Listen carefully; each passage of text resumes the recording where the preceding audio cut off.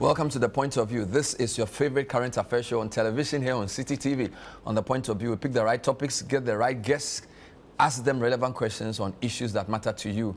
We're going back to the big issue of illegal mining, Galamsey. A few weeks ago, we brought you a part one with a journalist who's been touring Galamsey sites with a devastating story to tell.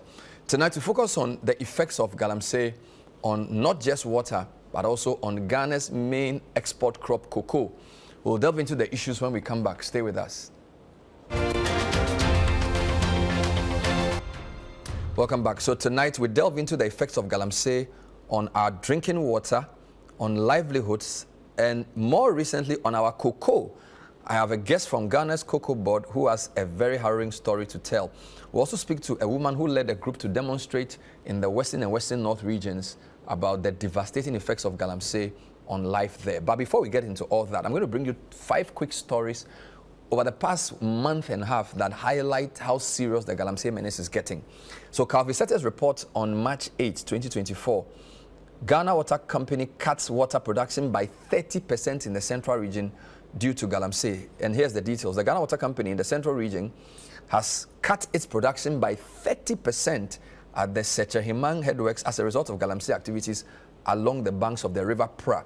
According to the water company, although some communities within the region will be affected by the move, it is ready to augment its production with supplies from the Bremsu headworks. Eric Set Atiapa, the chief manager of the water distribution company, speaking to the media after embarking on dredging and desilting of the Pra River, said they are ready to embark on a sensitization of communities along the banks on the effects of Galamsey activities on their operations. Here's a quote. Most of the time, some of the things we consider is the color and turbidity. And so this plant was designed with a turbidity of about 500 MTU. And last week, we had about 7,500. Listen, the plant was designed to cope with 500. And last week, they had 7,500. So you can see that this is water that cannot be treated. Now we have to use very potent chemicals at exorbitant prices compared to the conventional alum that we use. Because of the nature of the water, we have cut production by 30% so we can have time to treat the very poor water that we have.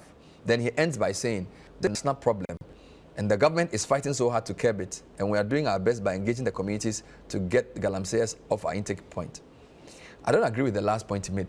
I don't think the government is fighting so hard to curb it. He's a public officer. He will say that. We don't have to say that. Second story, Letitia will say, still on City Newsroom, Western region is the Galamsey capital in Ghana.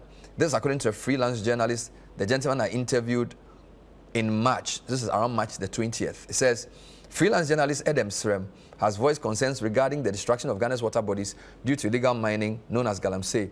The degradation of water bodies and vegetation across various regions is attributed to Galamsey activities. Then the president faces significant criticism for not effectively addressing the issue. During an interview on The Point of View, Mr. Srem identified the Western region as the epicenter of illegal mining. He named Wasa Dadieso, Wasa Jaman, Wasa Japa, Wasa Bipo, and Takwa as the places he visited, which he considered to be Galamsey hotspots. He lamented the destruction of forest lands near the Bogoso-Ayamfuri Highway due to these activities. He says the forest land close to Bogoso-Ayamfuri Highway has been destroyed. Srem lamented the destruction of forest lands in other parts of the region, highlighting the situation in Dadieso. He noted that approximately 50 to 60 Changfang machines were operated by around 200 young miners. The miners use alluvial Changfangs to do the processing. There are about 200 young people, some of them from the town, but some of them are not from Dadieso, from all over the country, from north, south. They live in the Dadieso town. So in the evening, when they close and you go to the town, they describe it as hot. The town becomes hot. It means the boys have come with money to spend. They spend most of their money there, and the girls there enjoy a lot. They stay there for the mining. When they are done, they move to another place, and the town becomes a ghost town. The freelance journalist also condemned the hazardous use of mercury in mining processes, emphasizing the risk to the miners' health. So this is story number 2, emphasizing. Now let's go to Western North. This story, April 3, so this is a couple of weeks ago or 10 days ago. 3 injured in protest against Galamseyers at Sefi Akontombra. A protest by youth of Sefi Akontombra against illegal mining activities that led to the destruction of the Fanoma River in the Western North region has resulted in 3 people sustaining injuries. The youth staged a protest on Sunday, March 24, against illegal mining activities led by Chinese operators in their community. They set ablaze the equipment and structures used for the mining at the site. The youth expressed their frustration over the extensive degradation of land and pollution of water bodies, which they believe pose a threat to their community and its future. However, during the protest, 6 gunshots were fired, resulting in injuries to 3 people. And then they quote the assembly member who confirmed the incident, and then they also spoke about the youth confiscating some equipment. Let me jump to a story that's very troubling from a place called Abu Abu. This is in Western North. This is a story by Hafiz Tijani. We support Galamsey because our developmental needs are addressed. This is residents. Some residents of Abu Abu community within Bibiani and Miasu Bekwai, this is Western North, are endorsing the activities of illegal miners who continue to destroy vast stretches of farmlands, plantations, major river bodies, and Ariaso East Forest Reserve. The community members have said that the illegal miners are driving the infrastructure development efforts, citing numerous unsuccessful attempts to secure government-led development in the area. Extensive portions of land, including cocoa farms and plantations spanning approximately 50 acres of the Ariaso East Forest, bear the scars of destruction caused by these unauthorized miners. Several major forest reserves across 8 zones in the Bibiani and Ariaso Bekwai municipality have fallen victim to illegal mining, posing a threat to the Abu Abu and Aframpuye rivers, which ultimately flow into the river Ankobra. Some residents of Abu Abu, one of the affected communities, expressed support for the miners, asserting that their infrastructure needs are being addressed, even though they acknowledge the adverse effects of their destruction. They contend that the illegal miners continue to fulfill their infrastructure requirements in the absence of substantial government intervention. Very, very shocking. Now, let me bring you a quick report. Ni Amate Kanaku has been following the effects of Galamsey in the eastern region. So far, I've mentioned Western region, Western North, and I'm going to the eastern region. This report is about the effects of Galamsey on water treatment. Here's a quick summary. When City News reached the extraction point for the Ghana Water Company Limited at Osino Treatment Station, the low lifter, the machine dedicated to extracting raw water from the Brim River for onward treatment, had been shut down due to the activities of illegal miners. To our surprise, a Shamfan was actively engaging in illegal small-scale mining, popularly known as Galamsey, just 200 meters away from the extraction point. More than 8 people were busily working at the site as the sound of the Shamfan disturbed the whole neighborhood. Maxwell Boachi lives just a couple of meters away from the Brim River, close to the extraction point of the Osino water station. He tells me that he built his first house 40 years ago using the Brim River, but now the raw water cannot be used for anything meaningful. It's over. Near Cossanedi, Eddie. Create the one yasay crunevi. Into Aquati say, Ubia waha, now pay, and now. Because you see, as a man, who say, Assassin, Bienio. Oh, Intiminia near Timoana. Yam could only crowd one way worry. Because she brim mu in soon she. And she said, brother, can be uncle for be a baby. You do what a shake you, my dear, on baby. Offer, she brim new. Brim me see that way. It's over 40 years. So, and son of me baby see we. See, in so way. According to residents, the illegal miners operate a shift system as they mine day and night. Some residents who are equally worried by the situation also spoke to City News. I just say, in soon as say no, and I'm a person, I'm a purify, not just some dema crono. Now, so, mercury ne ade a ɛkɔ nso we mu na sɛ osan de the money pass on no more. I think say the yare and ebebre osinoman. A hardwin ye na because they know Emma enkofo na obutimi ba say aden na dede yes ana muntimi enso ano. Enso yenso ye kasa endru ba bia. Enti na e wo se moboayen. Free ensuo no. Free niti esoro ho ana eba. Free chebi kwan so ho ana eba. The baby drew sooner, no sooner for so I just say no, they are cut to us when you know. I just see I can't want some more can you know me hanging and crofo, a chassis. I was no former moo, I am yes, man. Oko counsel, any the body see a man, see and to your boss. Obey baby, a man until you go sonka crank, because soon has some the higher power. The assemblyman for Osino, Opoku Dixon, says they have exhausted all avenues in the Galamsey fight. Very worrisome because the people are continuing mining at the place where we are just draining our water from, but we are still working towards it. Even yesterday, for instance, I went to our DC complaining about the same issue, and this issue is above my control, so I always take any authority from them. So. He tells me plans are far advanced to mobilize the community for a face-off with the illegal miners who are operating within the buffer of the Ghana Water Company treatment plant. Yes, that one day, I'm even thinking about that. Even that's the most reason why even my dad here is complaining about the same issue. It is too worried because the people here are always complaining about the water that they will be drinking. And due to the road that they were constructing at this place, they broke our water source. So we were even more than a year, there were no water at this place. The Osino water station has the capacity to pump 100 cubic meters for treated water per day, but is now only doing 60 cubic meters.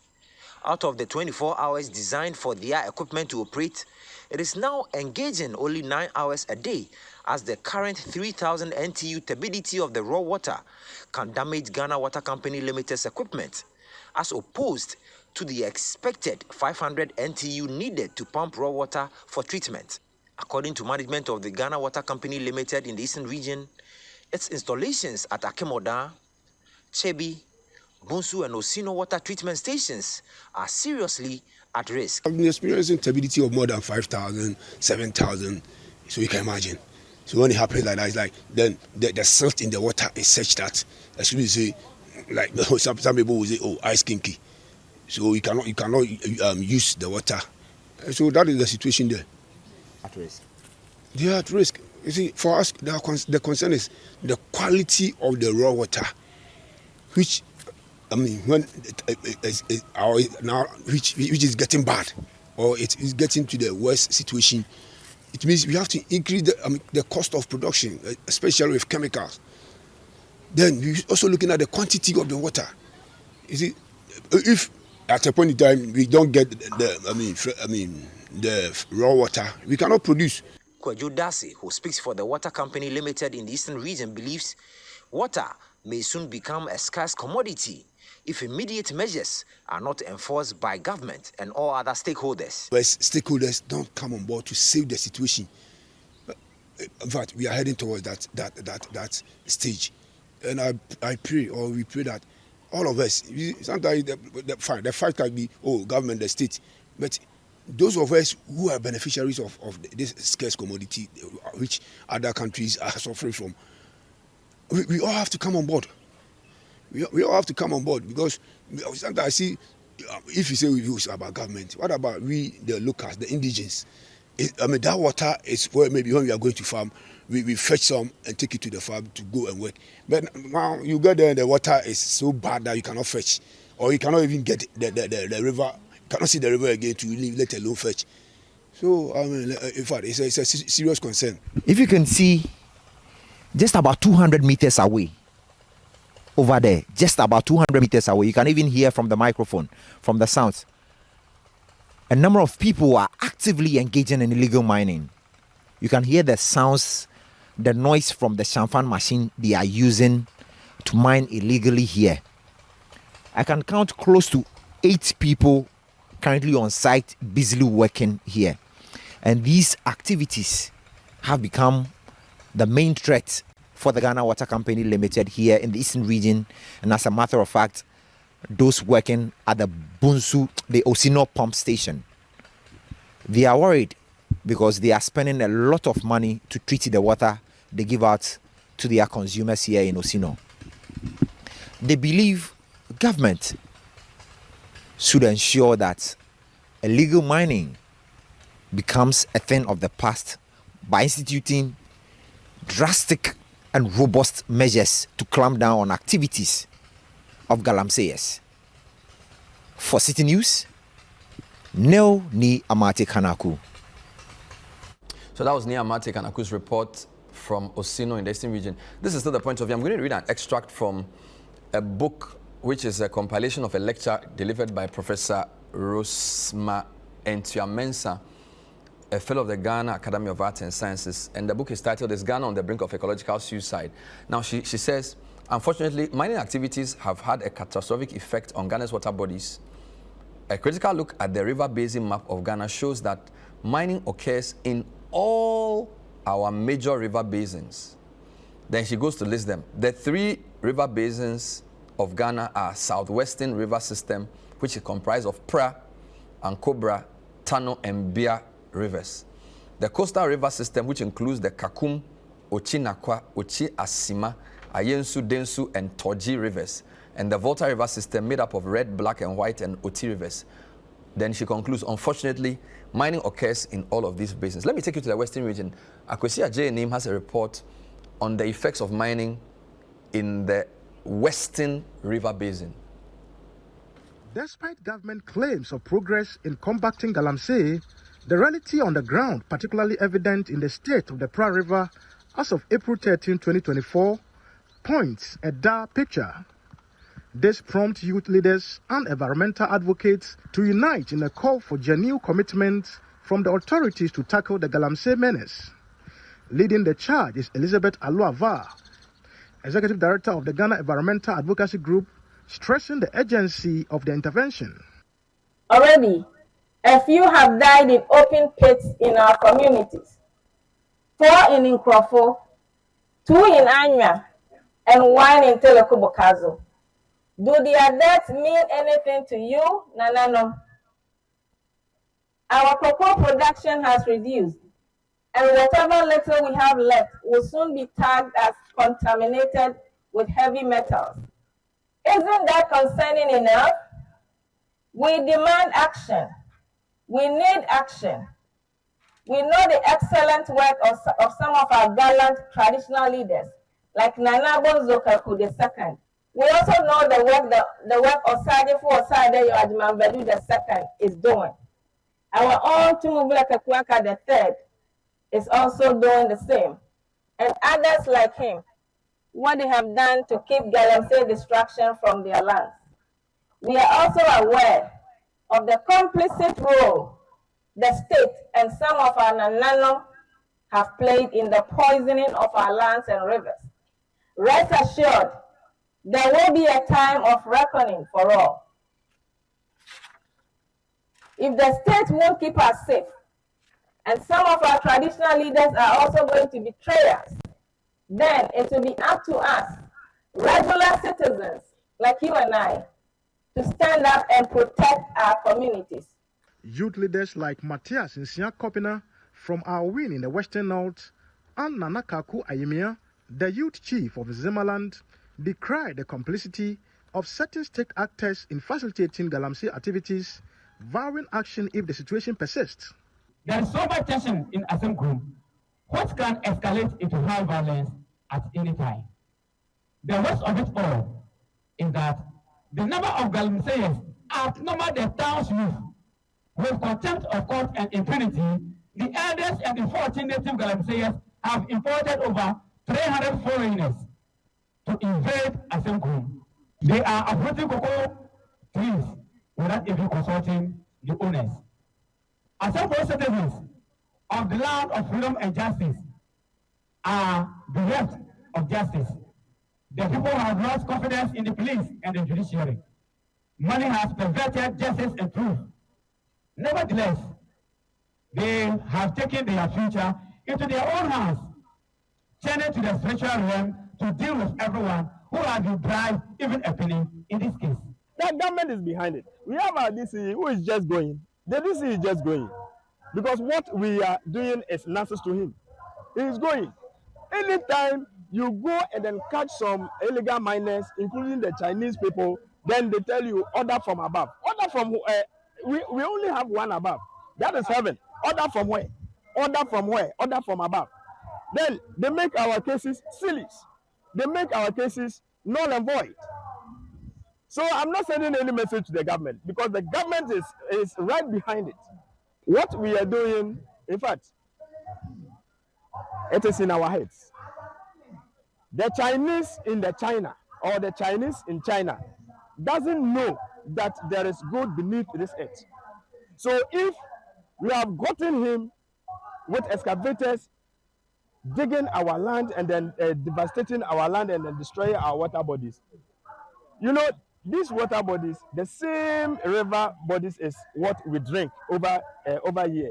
And then even if it is dug and then made some sachet or pure water, it is the same underground water. So the presence of cyanide, the presence of mercury and are all found in the water. And then they travel very, very far. As the relentless pollution of river bodies such as the Ankobra here and the environment we see across the country persists, the youth of the Western and Western North and environmentalists within the area are also saying that they are very much geared towards a continued fight against the destruction. For City News, I'm Akwesi Ejenim, the Western region. So that was Akwesi Ejenim's report capturing the pride in Ankobra. And one of our guests was in that report, Elizabeth Aluavea. She's joined us. We'll talk to her shortly. But I want to give you a full picture. So we've taken you to the eastern region, Osino. You've seen the effects of Galamsey on water treatment. Now you've seen western region and western north. Now let's go to the Ashanti region, where in Nkawie, Galamsey is now threatening Ghana's #1 major export crop, cocoa. Hafiz Tijani has been following the story. He comes through with this report. For months, Mary Owusu did not have access to her cocoa farm after portions were taken by the mining firm conducting exploration. Parts of her cocoa farm has been destroyed by the mining firm, which graded an area to create a link road. Mining for by if you have any say almost a money for Biba. It's your one on bar say, Yamran will be a Mrs. Nefu, nay who will be a dear Cassie, into your buy, and on Bessuye. It's a ya. Almost 1 acre be a mamma 100 million.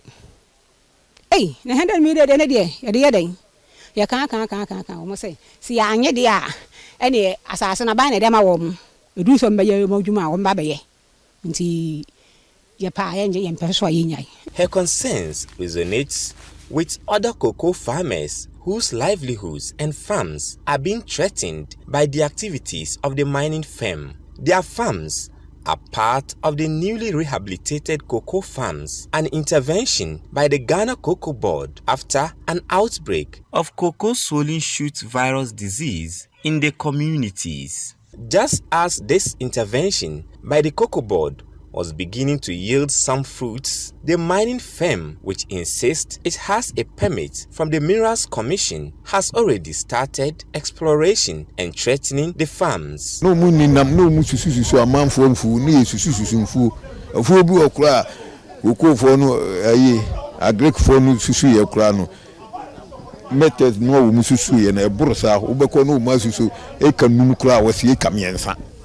Ye be mo say no ma twa me a wo beto ma de nyam na wasem kam twa bo ma wo no wa twa e ka bia 100 million me de ko ni. Cocoa communities to be affected by the mining operations include Apoyem, Brahabebumi, Brosanko, Ogadugu and Kontomre. The monetary value of cocoa produced by these communities, according to the Ghana Cocoa Board, is over 316,000 Ghana cedis. Head of Anti-Illegal Mining Unit at Cocoa Board, Professor Michael Kwatin, laments the impact and threats of activities of the mining firm on cocoa production in the affected communities. The impact is so much. Per the figures I'm having now, about 4,000, almost 4,500 hectares are going to be affected. And that is why we need to, expedite action to ensure that, they stop whatever prospecting activities that is going on. On March 18, 2024, Megop Mining Limited wrote to the Ghana Cocoa Board about the exploration activities it was carrying out in the affected communities. Although the mining firm admits it has destroyed some cocoa farms in the exploration activities, it maintains it has a permit from the Minerals Commission to carry out the exercise in the area. Community Relations Officer for Megop Mining Limited, Richard Jesse, says some affected farmers have been compensated.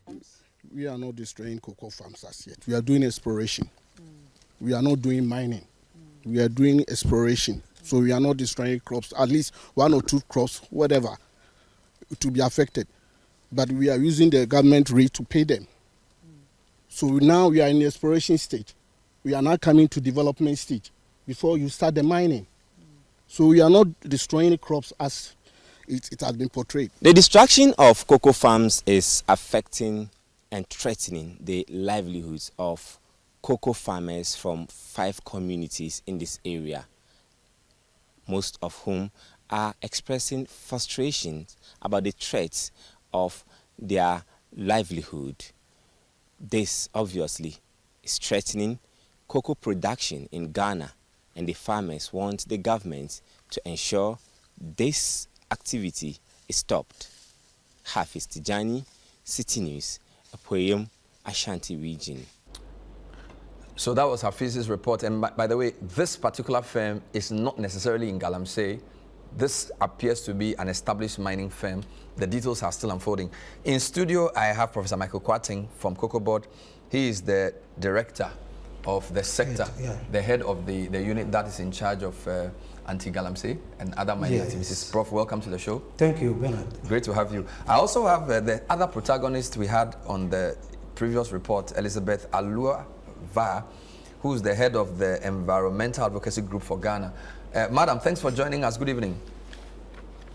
Good evening, Bernard, and good evening to my fellow guests. Wonderful. I saw you wearing red. You were very wild. It seems as if matters have come to a head. Tell me about your group. What kind of people are they and why they are so angry? So Ghana Environmental Advocacy Group, we started off in April 2021 as Galamsey Action Group. And it started just because I saw a picture of the Joint Lagoon in Jawe Wharf.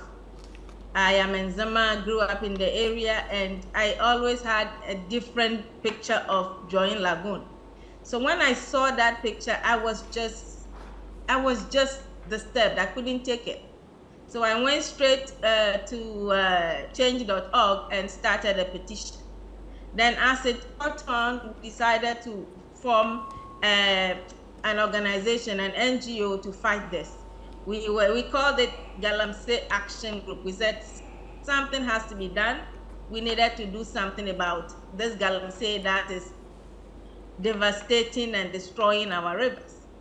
And so over time, the Galamsey Action Group became a bit confusing, because when you say Galamsey Action Group, are you against it or you are also into it?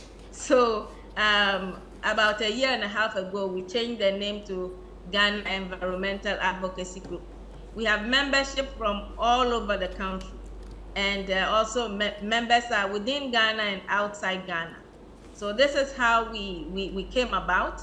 And we have been screaming at this issue since that day in April 2021 when I saw that picture. So this recent demonstration, what triggered it? Was there any specific thing that triggered the one that Akwesi covered, or is it just part of your regular activities? It has been long in coming. It was a press conference and a sensitization program. But we thought that when we are pained, when we get to the road, then we have to put on red as women. when you are really in pain, you have to put a red cloth around your stomach, tie your stomach with a red cloth. So that's what most of us did. Mine was on my head, but mostly also around us. And we had to call for this because now, it's not just the major rivers that have been destroyed. If you during the program, we put samples of the various water bodies that we have around us, and it's graceful. And we had Pra and Cobra, Ofin, Berem, Tano, and these rivers, these mighty rivers, have all been destroyed. When you come to Subile, which is the river that is captured in Osagyefo's biography, it stinks. That stream actually stinks. So we've gotten to the point where we are being poisoned, and Cobra, everybody who relies on it, is being poisoned, all of us. So we've gotten to the point where it's either we do something and we give ultimatums, we bring the issue right to the doorstep of an anonymous, or we just watch ourselves poisoned to death. Now, the latest one that more or less got us to that breaking point is right now in Inase, there's a place called Sendu in Elembla district. The only river that is left in that entire district is called the Menzule. That's the Menzule that goes all the way to Nzulazo, if you've heard of it. And even that one is now threatened because a place has been given out as a licensed mining concession to a company called SDSD. And their dam, their tailing dam, is right by the river Fia. So as soon as there's a little bit of rain, it goes straight into the Fia. The Fia serves thousands of Nzemas along it, and it enters the Menzule, which is the only living river that is left right now on the soil of Nzemala. Then we look at our colleagues in Asemkrom, which is in the Ebrosa, Aoyin district. They have been fighting against Galamsey on their land and in the Boyne River for the past 2 years. Right now, because of the complicity of everybody that is supposed to be fighting for them, the place has been run down. The Boyne River at Asemkrom is now a center for Galamsey. People are trooping in from all over the country and outside to come and do Galamsey dance. The thing is getting so out of hand that we thought that this is where the rubber hits the road. We really have to do something as citizens, as people who are struggling. As I speak to you right now, in the Jura area, the forest, the land is so poisoned. The people have to use huge quantities of alum just to be able to force some distillation of the Ankobra River. Then they can use it for their household chores. We are actively being poisoned, and we've had enough. We'll take a break and come back to you. Thank you. We're talking to Elizabeth Aluava. When we come back, we also have in studio Professor Michael Kwating. The issue of mining and illegal mining, damaging water bodies, destroying cocoa has come to a head. The point of view is focused on that. Stay with us.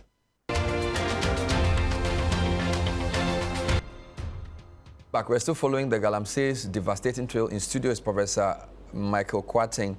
Prof, so your role is funny. So Cocoa Board has an anti-Galamsey unit. Is that what it is? Yes. Since when? It was 2022, somewhere December.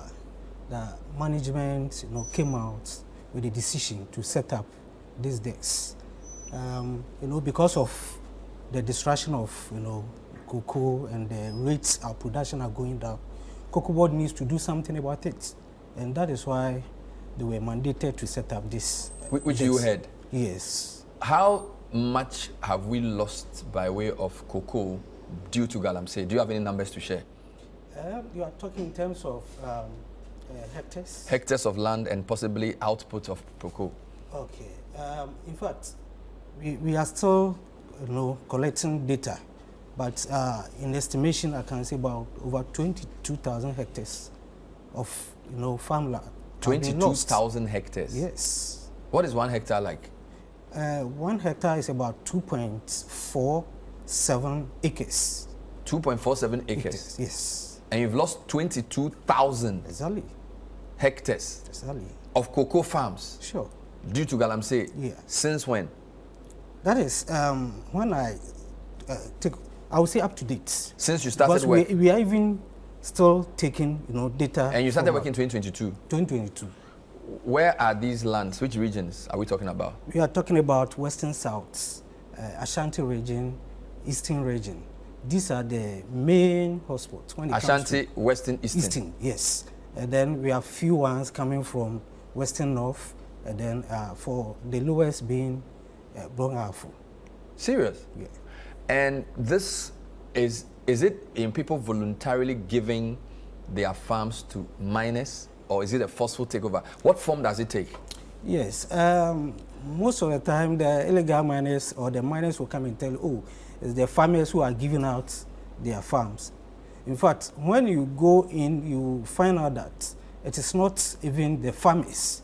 The farmers, even though some of them are ignorant, they don't know the repercussion of giving their lands when they see, that money. So they will just give in. But most of them are, intimidated. Let me put it that way, because they will tell you, we've been given license to take over the farms, and we want to offer you this. If you don't take it, you will take it by force, and you may even lose the money. And where the farmers will try to resist, maybe your colleague will give in, you will try to protect it. But those who have given, when they start mining, then they will leave, create some gutters so that the waste, the water waste, will come into your farm and then destroy the farmland. So you have no option than to give them. And this is what is happening in most of the farming, mining communities. Few of them, like I said, because of hardship, yes. But currently, I can assure you that because of the measures Cocoa Board is putting in, and then recent increment of the cocoa producer price, farmers are not willing to give out their farms. Which is why we heard them talk Exactly. the way they talk in the report. Exactly. Now, in the specific case of this Inkawie matter, what else can you tell us? It seems as if the farmers were taken by surprise when the company came. And the company claims they have a license, prospecting license from the Minerals Commission. Yeah, if you look at the video, some of the farmers were complaining. Yes, they were there and they just came that they've been given license. About 5 communities. He mentioned them, Brahabebome, Kontomre, and others, 5 communities. And they started, this prospecting or exploration exercise that they've been given license by Mineral Commission. Some of them, they were even trying to pay them off, but the farmers resisted, and they informed our officer in the district to come. Cocoa Board, we've spent so much, and these are farms that have been rehabilitated. They are IT farms. Cocoa Board has secured loans to rehabilitate those farms, about 160, 170 hectares, and they are part of the area to be affected. And if you look at in totality, I mean the productive cocoa in that area, it's about 4,124, almost 4,200, 300 hectares. Hectares. This is Ashanti. Yeah, this is within the Inkawie area. These 5. No, these 5 communities. Brahabebome, Exactly. Ouagadougou, Mpoyem, and then the other one you mentioned. Yes. So we saw that it's something that is going to affect Cocoa Board, and Cocoa Board, we need to also step in to prevent this. Have you confirmed from the Minerals Commission if this mining company, Migop Mining, were indeed giving the license? Yes, this morning I was trying to find out. We've been asked to put in a formal letter, and so we've started. We are reporting to management, and from there we gathered the necessary information from them and other, stakeholders. Now, in terms of when a mining company goes to a cocoa farm, is it possible for the farm to produce cocoa again? Is it a temporary thing, or does it damage the farm forever? Yes. When they go in, they destroy everything in there. But the fear is that even the land, the soil, is destroyed because this mining, they use chemicals, cyanide, mercury, and so on. And this also affects the fertility of the land. So for you to raise those cocoa farms again, then land needs to be to be reclaimed to its original or fertile state before cocoa production can take place. And reclamation is a very capital intensive project. So it's difficult. And most of these miners, when they finish, they don't do reclamation of these lands. So it's a problem. It's scary. We are told that the effect of this could be lost production. Do you have an estimate of how much money Ghana could lose from the Nkaria area if the mining continues or if the mining does happen and the farmers are unable to produce? Can you give us an estimate? Yes. So taking into consideration the productive cocoa in that area, if they are to go ahead and then destroy everything, and then in terms of money or value, we may lose about 360 million Ghana cedis annually. This is the whole of Nkaria? Yeah.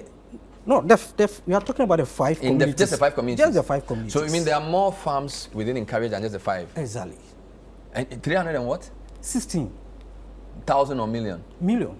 Are you serious? Oh, yes. 316 million? Yes. How did you calculate that? Okay.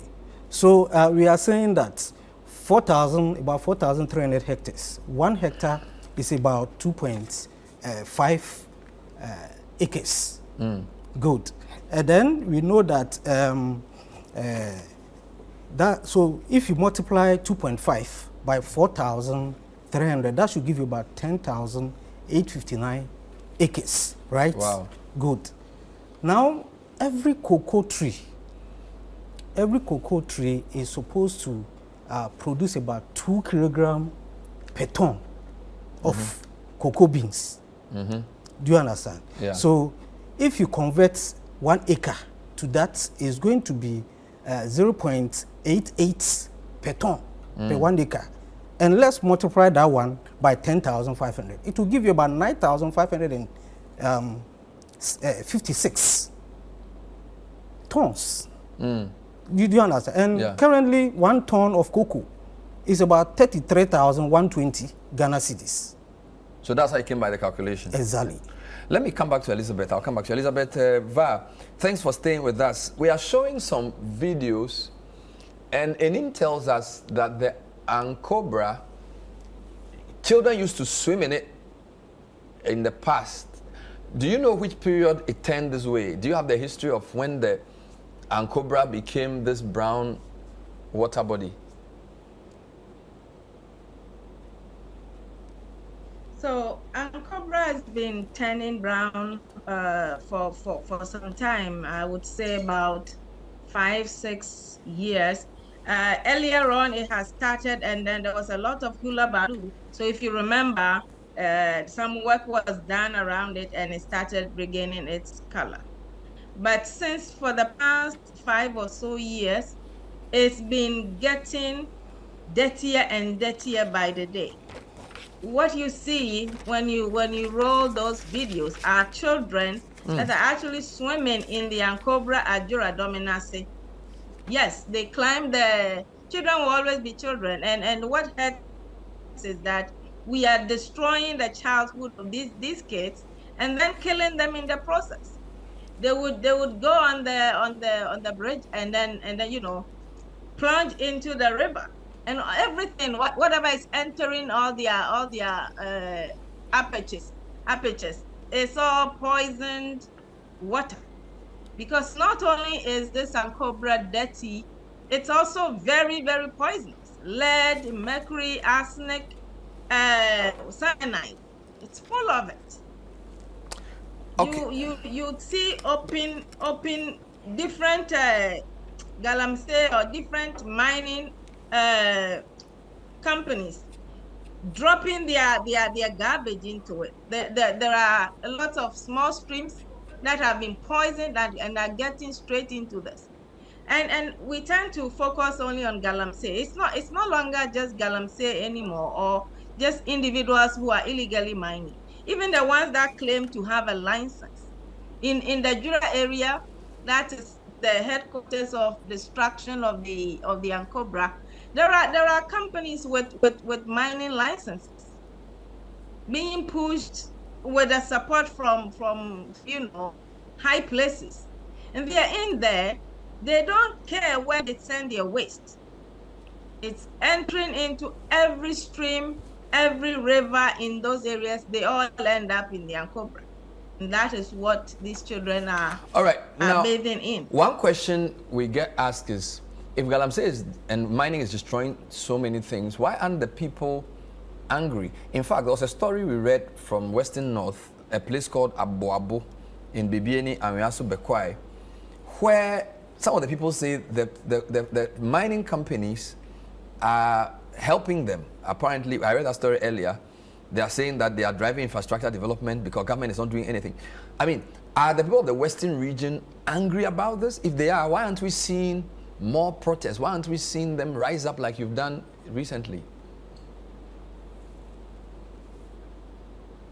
So yes, a few people think that mining brings them something. But in actual fact, in majority of the places, you don't see any development. In majority of the places, when you go there, you don't see any development. It's devastation, one devastation after another. And whatever little money they think they get from those who think it is positive, it's not even able to take care of them a week after they've left those Galamsey sites. So whatever they say when they say those things, that's a mirage. And the majority, Bernard, the thing is that majority of the people do not want it. They don't like it. But right now, they have nowhere to turn to. I tell you about what is happening in Ainase. The people, the regular people, apart from the chief and the people is put in place, the broader populace of Ainase do not want this. They've gone the police route. And they've just been given the police has been nonchalant. They don't care. So when that happens, like the cocoa board man was saying, if I have my cocoa, they are coming to mine, I don't want it. I go to the DC, I go to the police. I try to tell people and nobody minds me. At the end of the day, by the time you realize they have done that stuff, they have messed up your area, you can't even access your farm. And so people are either giving up or they are now beginning to stand up. And that is what you see has happened during our program. Yes. We'll talk more when we come back. Stay with us. We're still talking about the effects of mining, legal and illegal now, on lands, forests, river bodies. Stay with us.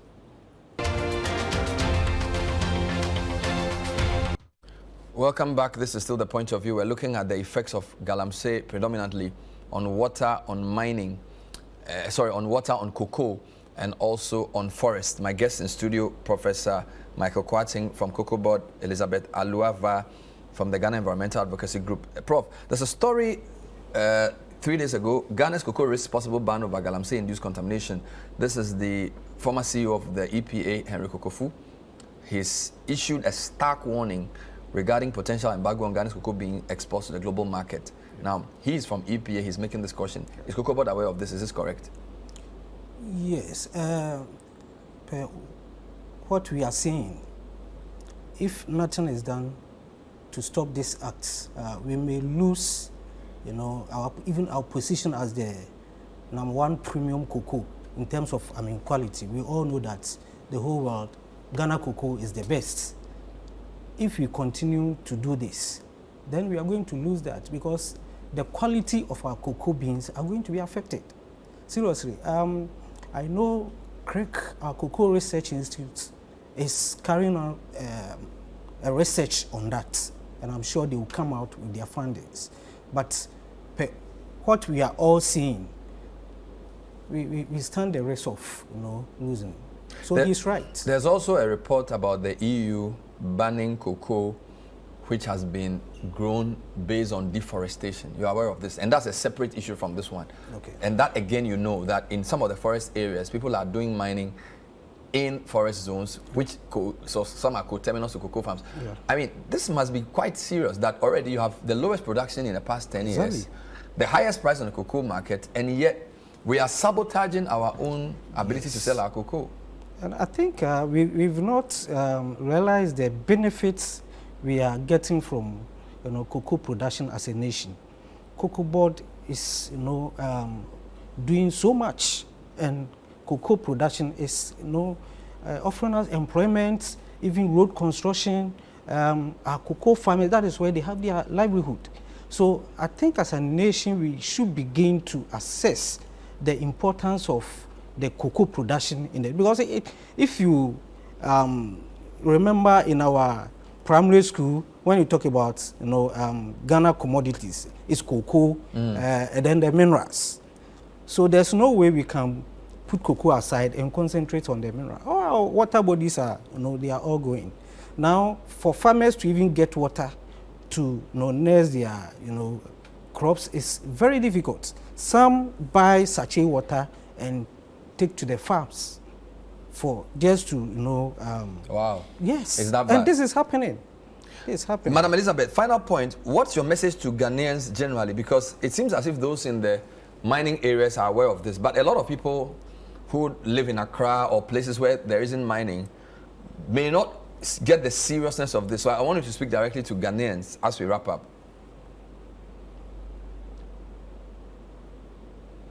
Yes, fellow Ghanaians, and I know this term has been overused.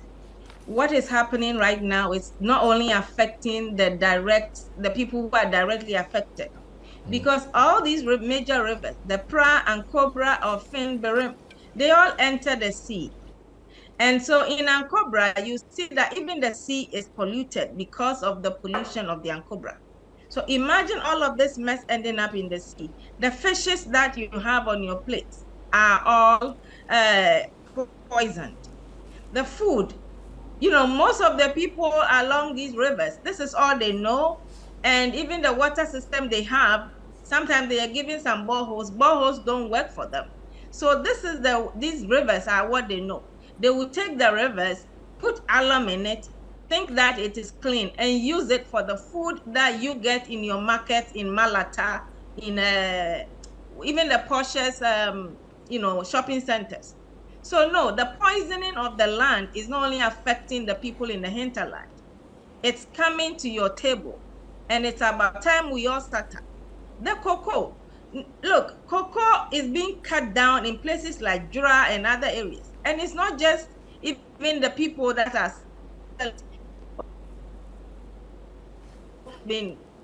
this land has been taken, and so it's going to be mined. Whether you like it or not, take this money. It's my land. What is on it is the cocoa. I'm giving it out. We are facing an existential threat. So it shouldn't be the fight of a few people anymore. You know that the forest reserves, LI 2462, has opened up our forest reserves for mining, no holds barred. So when you heard that Kakum was going to be mined, you thought it was a hoax. There is no law that prevents someone from wanting to mine Kakum. And so right now, Atiwa, Ankasa, those are the ones that you know. The smaller ones that are equally important and very sacrosanct to the communities that are within those areas, they are all on the table. And so we are all involved here. We should all be angry. Now the people are taking the fight to their chiefs, because if the chief doesn't allow them to mine, it wouldn't happen. And so as the chiefs that are complicit, they should wait for their citizens. They are coming, because now we've seen that if we don't act, we are going to be poisoned to death. And there's a famous statement that all that we die. So we'd better stand up rather than be killed by this senseless act that this whole country is allowing happen. Thank now, you. I went to Cote d'Ivoire just last week, Bernard. You'll be surprised. It's the same Ghanaian, the same black African, West African that lives in Cote d'Ivoire. You'll be surprised at the state of their rivers. River Bandama, River Nzi, River, Boiler, the lagoon. It's beautiful over there. The difference between Cote d'Ivoire and Ghana is enforcement. Our state has let us down. And our chiefs, if they don't stand up as our last hope, they will have us to deal with. Wonderful. Thank you for your time, Elizabeth Aluava, Ghana Environmental Advocacy Group, speaking on behalf of Ghanaians. Professor Michael Kwating, Kokobot, head of the Anti-Galamsey, thank you for being with us as well. Thank you for watching. We hope you join the campaign to make sure illegal mining and destructive mining is brought to an end. We'll see you next time. Bye-bye.